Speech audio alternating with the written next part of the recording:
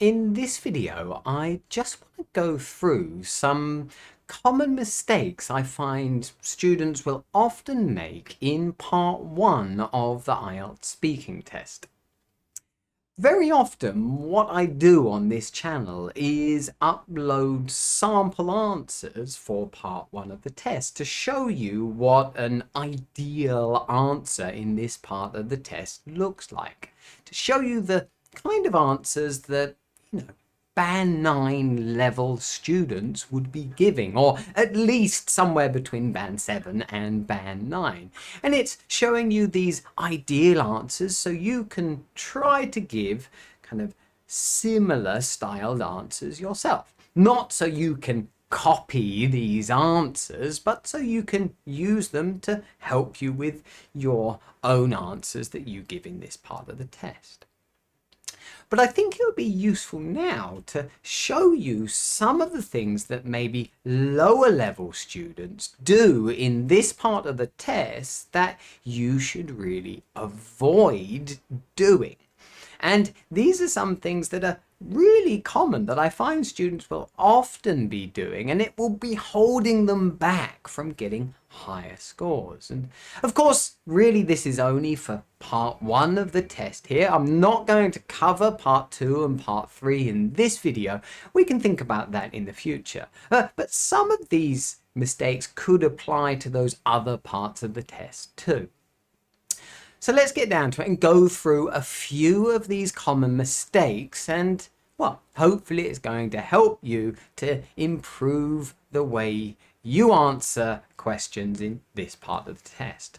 So the first thing, and a really common thing that students will often ask me questions about, is worrying about the examiner. People often come to me and say things to me like, oh, well, my examiner seemed quite unfriendly and moody and grumpy, so I think they're going to give me a bit of a low score. I wish I had an examiner that was more friendly. And, well, this is a massive mistake to worry about the way the examiner is in the test. Of course, you're going to get examiners with different personalities. They're not all going to be exactly the same. Some will come across as more friendly and smiley, and some will come across maybe as a bit more moody and grumpy.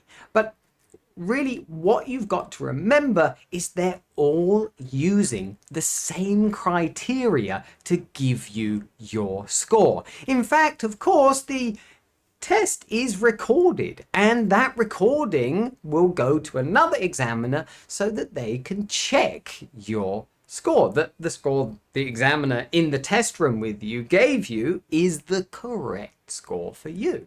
So really, worrying about the examiner is a waste of time, and also it could affect you negatively when you're in the test. Now, this is affecting you, and it's not what the examiner is doing, but it's what you're doing that might bring your score down.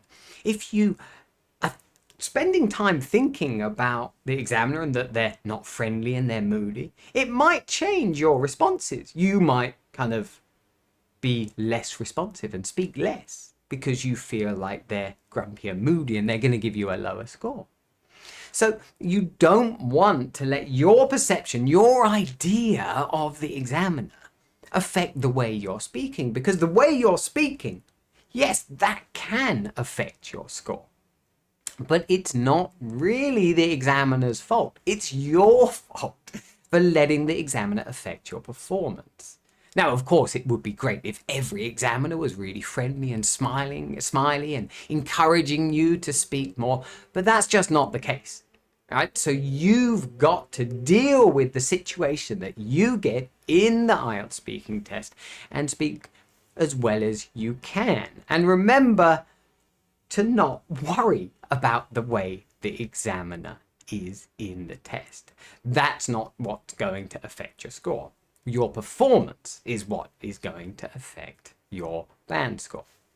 So that's the first thing, that, it's a common mistake. And I mentioned this in part 1 just because this is where it could affect you the most, because it's the beginning of the test and, maybe you're not going to be feeling so comfortable at the beginning of the test, but it's something that you really should not worry about when you're in this part of the test, or any part of the test for that matter. The next thing is about the length of the answer you're giving.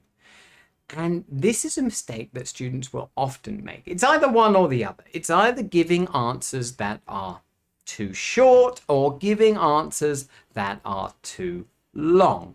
Now, really, with lower level students, it tends to be that sometimes they'll give answers that are too short. They're worried about making mistakes, so they'll keep their answers really, really short, and maybe even give a one-word or answer, or maybe a very short sentence answer, one sentence answer in part 1 of the test. And really, that's not going to be doing enough in part 1. You want to give slightly longer answers than that.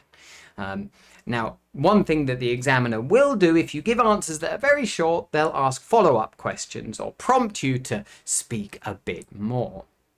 So it's really important that you're trying to fully answer the question. And of course, in sample answers that I give on this channel, usually I'm using 2-sentence answers for part 1 questions. This isn't a rule. You don't have to use 2 sentences, but I find it does encourage students to really give full answers that kind of directly answer the question and then explain a little bit as well. But of course, that's the idea. You've got to fully answer the question, and if you're only giving very, very short answers, it's probably not doing this. But then again, I do find higher level students that are aiming for really high band scores often will give answers that are too long. And this isn't good either, because if you're giving answers that are very, very long, you're probably going to be giving the examiner something they didn't ask for. You're giving unnecessary details, and it's not really good to do that either, because of course your answer has to really fit with the question, right, that you've been asked. You don't want to do too much. And if you do, the examiner is probably at some point going to interrupt you. Your answer should be appropriate for the question that they ask. So if you're giving answers that are 5, 6, 7 sentences long, well, this is going to be too much. So you've got to have that balance, right? Not being too short, but also not being too long with your answers. So this is a mistake I often find students will make with the length of their answer in part 1 of the speaking test. Now, another common mistake that students will often make, and again, this is a mistake that probably higher level students make, is that they try to impress the examiner a bit too much. Now, of course, you want to get a high score, but the problem is when I see some students who have learned maybe vocabulary that a teacher has said, well, this is great vocabulary, it's idiomatic, it's a bit less common for non-native speakers, and they think, well, I should be using these words, and they try to fit these words into their answers, and it sounds a bit weird and unnatural to the examiner, and often you'll make mistakes with collocation, that you're fitting a word into a context where it doesn't really fit, and it will sound very unnatural and forced. So really, when you're in the test, you don't want to be trying to impress the examiner. Okay, you want to hope that you are impressing the examiner, but you don't want to try too hard. This comes across quite negatively to the examiner, and it will probably just cause you to make more mistakes. The same goes for if you're trying to impress them with some complex grammar. Fact is, it's probably a bit unnecessary in this part of the test as well, to use any kind of complex grammar. And if you're focusing on that, then probably other areas of your speech is going to suffer. This goes for anything. If you're focusing on one area too much, the other areas of your speaking is going to suffer. So really, yeah, you don't want to try too hard. And I understand that sounds a bit strange and maybe counterintuitive, like maybe you would assume, well, I've got to try to impress the examiner.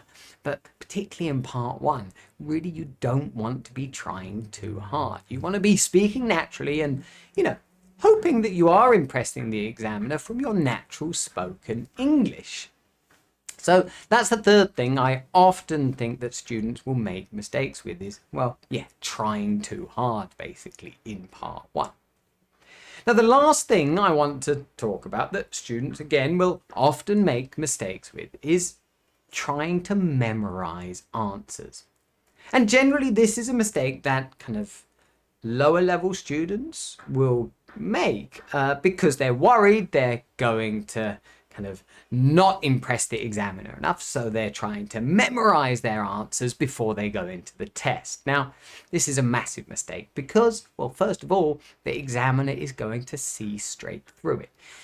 The examiner has probably carried out hundreds, if not thousands, of IELTS speaking tests. They know when someone has memorized an answer. There'll be certain things about the tone of your voice and the rhythm of your speech that they will notice, and they will know, okay, well, that sounds like it's just a memorized response, and well, they'll pay no attention to it. In fact, it might have a negative effect on your band score.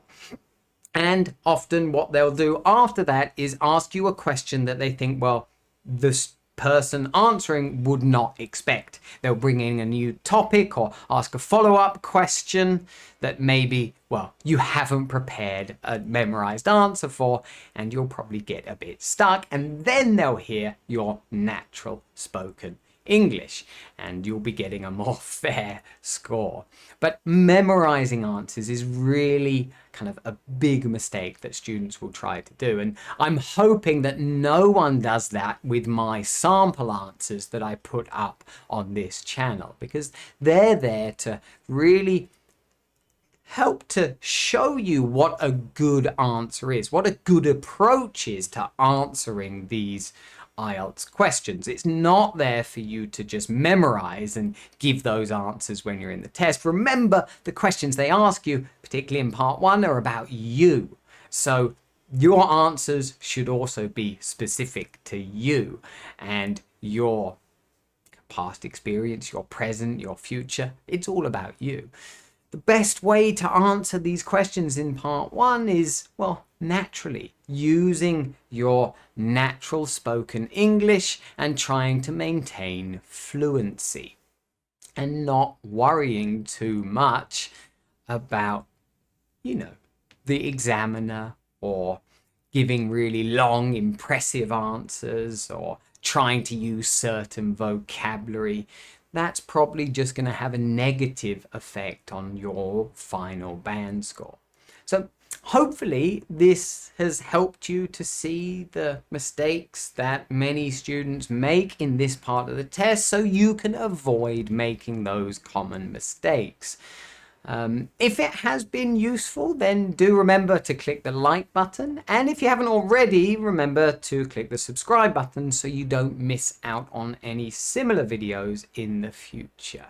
But there we go. Thanks for watching, guys, and see you again in the next video.